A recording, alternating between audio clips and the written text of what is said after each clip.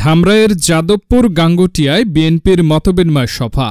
৩১ দফা বাস্তবায়ন ও তৃণমূল সংগঠন শক্তিশালী করার আহ্বান। শাইনি চুলে এখন হবে সব হেয়ারস্টাইল। সিল্কোর দ্বিগুণ শাইনি চুল প্রতিদিন।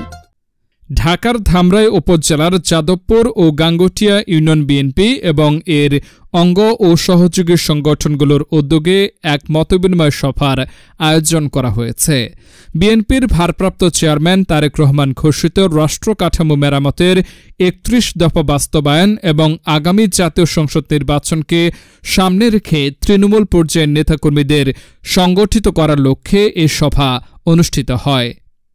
বুধবার যাদবপুর গাঙ্গুটিয়া হলরুমে আয়োজিত সভায় প্রধান অতিথি হিসেবে উপস্থিত ছিলেন ঢাকা জেলা যুবদলের সভাপতি ইয়াসিন ফেরদৌস মুরাদ।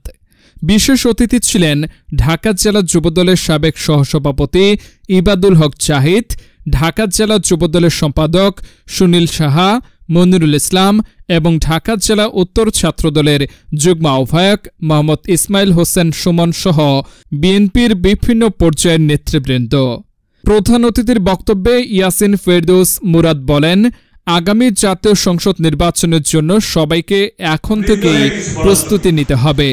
সেজন্য সবাইকে ঐক্যবদ্ধ হয়ে কাজ করতে হবে। প্রত্যেকটা ওয়ার্ডের নেতাকর্মীদেরকে সাথে নিয়ে বসবে, বসার পরে তারা একটা করে কমিটি করবে।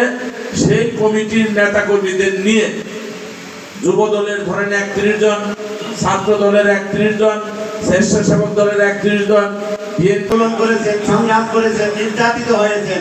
আমি একটি কথা বলতে চাই, যারা নির্যাতিত, যারা কষ্ট করে, তারাই সুখ পায়, তারাই এই ধামরাই থানার সুখ, তারাই আগামীতে আয়ুব সহ বিএনপি, যুবদল, ছাত্রদল এবং স্বেচ্ছাসেবক দল